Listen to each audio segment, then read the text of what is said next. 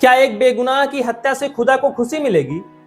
याद रखिए, कयामत के दिन जब हिसाब होगा तो खुदा ये नहीं पूछेगा कि तुम पर कितना रंग पड़ा था। वो ये पूछेगा कि तुमने एक माँ की गोद क्यों सूनी की, तुमने एक बूढ़े बाप का सहारा क्यों छीना। क्या रंग इतने बुरे हो गए हैं कि वो किसी की जान ले लें?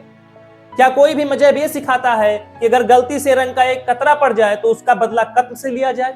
दिल्ली के उत्तम नगर में जो हुआ, उसने इंसान और पड़ोस के उस भरोसे को कत्ल कर दिया जो दशकों से कायम।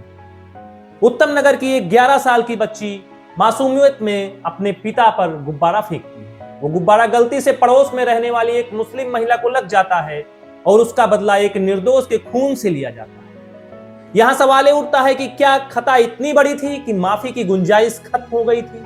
क्या खुदा या भगवान कोई भी संदेश ये कहता है कि एक छींटे का जवाब लाठियों और पत्थरों से दिया जाए? तरुण जो उस वक्त वहां था भी नहीं, जब वो घर लौटता है तो उस पर 15 से 20 लोगों की भीड़ टूट पड़ी। हॉकी राड और भारी पत्थर। ये हमला सिर्फ तरुण पर नहीं बल्कि उस तहजीब पर था जहां पड़ोसी एक दूसरे के सुख दुख के साथी होते। क्या ये वही गलियां हैं जहां ईद पर सेवैयां और होली पर गुजियां बंटती थी? आखिर नफरत का जहर इतना गहरा कैसे हो गया कि एक निर्दोष छात्र को अपनी जान गंवानी पड़ी? क्या खुदा इतना कमजोर है कि एक छोटी सी बच्ची के हाथ से छूटे पानी के गुब्बारे से उसकी शान में गुस्ताखी हो गई? या असल में गुस्ताखी उन लोगों ने की जिन्होंने अपने दिल की नफरत को मजहब का चोला पहना दिया? चाहे गीता हो या कुरान, किसी भी पवित्र किताब में बेगुनाह का खून बहाना जायज नहीं ठहराया गया है।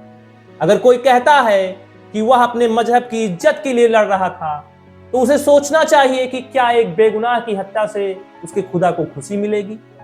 उत्तम नगर की घटना ने दिखाया कि जब कट्टरता आंखों पर पट्टी बांध देती है तो इंसान को सामने खड़ा पड़ोसी नहीं बल्कि एक दुश्मन नजर आने लगता है। पुलिस ने 8 लोगों को सलाखों के पीछे भेजा है, लेकिन क्या जेल जाने से वो नफरत खत्म होगी जिसने तरुण को मारा? दिल्ली पुलिस और आरएएफ आज सड़कों पर है ताकि दोबारा चिंगारी न भड़के, लेकिन असली सुरक्षा पुलिस की लाठी में नहीं, हमारे दिलों में होनी चाहिए। तरुण के पिता आज इंसाफ मांग रहे हैं, इंसाफ उस भीड़ से जिसने उसके बुढ़ापे की लाठी छीन ली। होली रंगों का त्योहार है, लेकिन इस बार उत्तम नगर की गलियां तरुण के खून से लाल हो गई। हमें तय करना होगा कि हम कैसा समाज चाहते हैं, जहां गुब्बारे के पानी पर तलवारें खिंच जाएं, या वो समाज जहां छोटी गलतियों को गले लगाकर माफ कर दिया जाए। रंग तो धुल जाते हैं पानी से, वक्त से, लेकिन बेगुनाह के खून के धब्बे न इस दुनिया में धुलते हैं न उस दुनिया में।